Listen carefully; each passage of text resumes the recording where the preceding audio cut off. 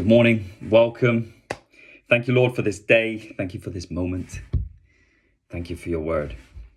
This morning I'm reading from John 11. Now a certain man was sick, Lazarus, of Bethany, the village of Mary and her sister Martha. It was the Mary who anointed the Lord with ointment and wiped his feet with her hair, whose brother Lazarus was sick. So the sister sent word to him, saying, Lord, behold, he whom you love is sick. But when Jesus heard this, he said, This sickness is not to end in death, but for the glory of God, so that the Son of God may be glorified by it. Now Jesus loved Martha and her sister and Lazarus. So when he heard that he was sick, he then stayed 2 days longer in the place where he was.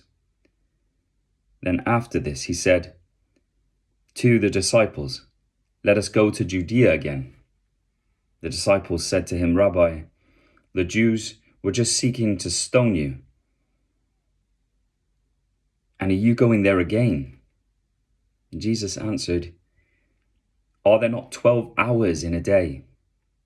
If anyone walks in the day, he does not stumble, because he sees the light of this world. But if anyone walks in the night, he stumbles, because the light is not in him. This he said, and after that he said to them, Our friend Lazarus has fallen asleep, but I go so that I may awaken him out of sleep. The disciples then said to him, Lord, if he has fallen asleep, he will recover.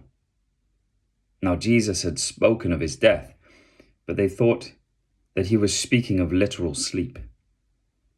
Jesus then said to them plainly, Lazarus is dead, and I am glad for your sakes that I was not there, so that you may believe.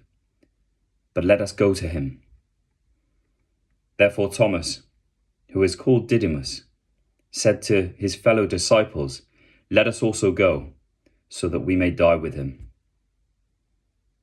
So when Jesus came, he found that he had already been in the tomb 4 days. Now Bethany was near Jerusalem, about 2 miles off, and many of the Jews had come to Martha and Mary to console them concerning their brother. Mary, therefore, when she heard that Jesus was coming, went to meet him. But Mary stayed. Martha, when she heard that Jesus was coming, went to meet him, but Mary stayed at the house. Martha then said to Jesus, Lord, if you had been here, my brother would not have died. Even now I know that whatever you ask of God, God will give you. Jesus said to her, Your brother will rise again. Martha said to him, I know that he will rise again in the resurrection on the last day. Jesus said to her, I am the resurrection and the life. He who believes in me will live even if he dies. And everyone who lives and believes in me will never die. Do you believe this? She said to him, Yes, Lord. I have believed that you are the Christ, the Son of God, even he who comes into the world. When she had said this, she went away and called Mary, her sister, saying secretly, The teacher is here and is calling for you. And when she heard it, she got up quickly and was coming to him. Now Jesus had not yet come into the village, but was still in the place where Martha met him. Then the Jews who were with her in the house and consoling her, when they saw that Mary got up quickly and went out, they followed her, supposing that she was going to the tomb to weep there. Therefore, when Mary came where Jesus was, she saw him and fell at his feet, saying to him, Lord, if you had been here, my brother would not have died. When Jesus therefore saw her weeping, and the Jews who came with her also weeping, he was deeply moved in spirit and was troubled, and said, "Where have you laid him?" They said to him, "Lord, come and see." Jesus wept. So the Jews were saying, "See how he loved him." But some of them said, "Could not this man who opened the eyes of the blind have kept this man also from dying?" So Jesus again, being deeply moved within, came to the tomb. Now it was a cave, and a stone was lying against it. Jesus said, "Remove the stone." Martha, the sister of the deceased, said to him, "Lord, by this time there will be a stench, for he has been dead 4 days." Jesus said to her, "Did I not say to you that if you believe, you will see the glory of God?" So they removed the stone. Then Jesus raised his eyes and said, "Father, I thank you that you have heard me. I know that you always hear me. But because of the people standing around, I said it, so that they may believe that you sent me." When he had said these things, he cried out with a loud voice, "Lazarus, come forth." The man who had died came forth, bound hand and foot with wrappings, and his face was wrapped around with a cloth. Jesus said to them, "Unbind him and let him go." Therefore many of the Jews who came to Mary and saw what he had done believed in him. But some of them went to the Pharisees and told them the things which Jesus had done.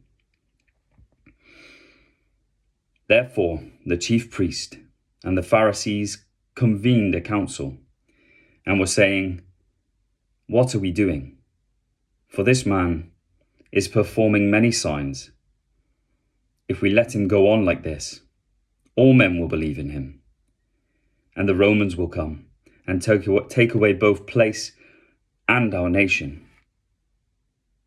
But one of them, Cephas, who was high priest that year, said to them, "You know nothing at all, nor do you take into account that it is expedient for you that one man die for the people, and that the whole nation not perish." Now he did not say this in his own initiative, but being high priest that year, he prophesied that Jesus was going to die for the nation, and not for the nation only, but in order that he might also gather together into one the children of God who are scattered abroad. So from that day on, they planned together to kill him. Therefore Jesus no longer continued to walk publicly among the Jews, but went away from there to the country near the wilderness, into a city called Ephraim, and there he stayed with his disciples. Now the Passover of the Jews was near, and many went up to Jerusalem out of the country before the Passover to purify themselves.